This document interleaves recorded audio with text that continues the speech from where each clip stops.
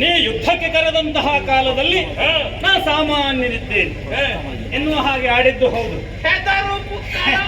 ಯುದ್ಧ ಮಾಡುವುದಕ್ಕಾಗುವುದಿಲ್ಲ. ನಾನು ಆಡಿದಂತಹ ಸಾಮಾನ್ಯದ ಒಳಗೊಂದು ಅಸಾಮಾನ್ಯತೆ ಇದೆ. ಅದು ಅಸಾಮಾನ್ಯತೆ. ಅಸಾಮಾನ್ಯ. ಹೌದು. ಈಗ ನಾನು ಯಾರು ಅಂತ ಗೊತ್ತಾಯ್ತಾನೆ. ಅಯ್ಯೋ, ಎಲ್ಲ ಗೊತ್ತಾಗಿದೆ. ಇಷ್ಟು ದೊಡ್ಡ ಸಮುದ್ರವನ್ನು ಮಥಿಸುವಂತಹ ಕಾಲದಲ್ಲಿ ಬಲಯುತನಾದಂತಹ ನಿನ್ನ ಬಲದ ಪರಿಚಯ ಆಗಿದೆ. ಇನ್ನು ಹೇಳಲಿಕ್ಕುಂಟ ನಿನ್ನ ವಿಷಯಕವಾಗಿ ಅರ್ಥ ಆಗಿದೆ ಅಲ್ಲ? ಅರ್ಥ ಆಗಿದೆ ನನಗೆ. ಮತ್ತೆ ನಿನ್ನ ಮಾತಿನ ಒಳಗೆ ಮತ್ತೊಂದು ಅರ್ಥ ಇರ್ತದದು. ನಾ ಸಾಮಾನ್ಯನಿದ್ದೇನೆ ಎನ್ನುವ ಹಾಗೆ ಆಡಿದನಲ್ಲ.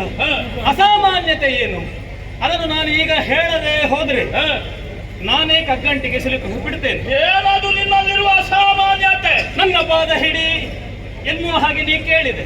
ಹಿಡಿ ಬೇಕಾದದ್ದನ್ನು ಕೊಡ್ತೇನೆ. ನಿನ್ನ ಪಾದ ಹಿಡಿಯುವುದರ ಪೂರ್ವದಲ್ಲಿ ನನ್ನ ಪಾದದ ಬಗೆಗೆ ನಿನಗೆ ಗೊತ್ತಿರಬೇಕೋ ಬೇಡು? ಇದು ಸಾಮಾನ್ಯವಾದ ಪಾದವ. ಇನ್ನೆಲ್ಲರಲ್ಲಿ ಕೇಳಂತೆ. ಕೆಲವರು ಕೊಂಡಾಡುವುದು ಹೇಗೆ ಎಂಥ ಪಾವನ ಪಾದವೋ. ಅದು ಪಾದಗಳನ್ನ ಹೊಗಳಿದ್ದು ನಾನು ಹೊಗಳಿದ್ದಲ್ಲ. ಅದೇ ಉಳಿದವರು ಹೊಗಳಿದ್ದನ್ನು ಕೇಳಿ ಕೇಳಿ ನನಗೆ ಅಭ್ಯಾಸ ಆಗಿ ಹೋದದ್ದು. ಆಗಲೇ ನಾನು ವಿಧ ವಿಧದ ವರ ಕೊಡುವಂತ.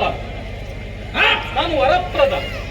ನೀನು ವರ ಕೊಡು. ಮತ್ತೆ ನನ್ನಿಂದ ಅನುಗ್ರಹಿಸಲ್ಪಟ್ಟವರು ಈ ಜಗತ್ತಿನಲ್ಲಿ ಖ್ಯಾತನಾಮರಾಗಿದ್ದಾರೆ.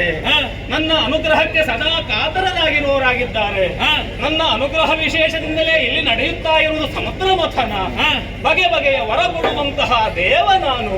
ಈಗ ಇದನ್ನೆಲ್ಲ ಕಲ್ಪಿಸಿದ್ದು ಇಲ್ಲಿ ನೀನು. ಮತ್ತೆ ನಾನೇ ಅಲ್ವ. ಇಲ್ಲದಿದ್ರೆ ಇಷ್ಟು ಮಂದಿ ಇಲ್ಲಿ ಸೇರುವುದಕ್ಕಿತ್ತ?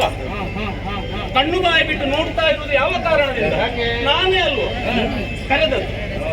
ಇಷ್ಟು ಮಂದಿಯನ್ನು ಕರೆದದ್ದು ನಾನೇ ಅಲ್ವ. ಈ ಮಥನ ಆಗಬೇಕು ಅಂತ ವ್ಯವಸ್ಥಾಪಕ.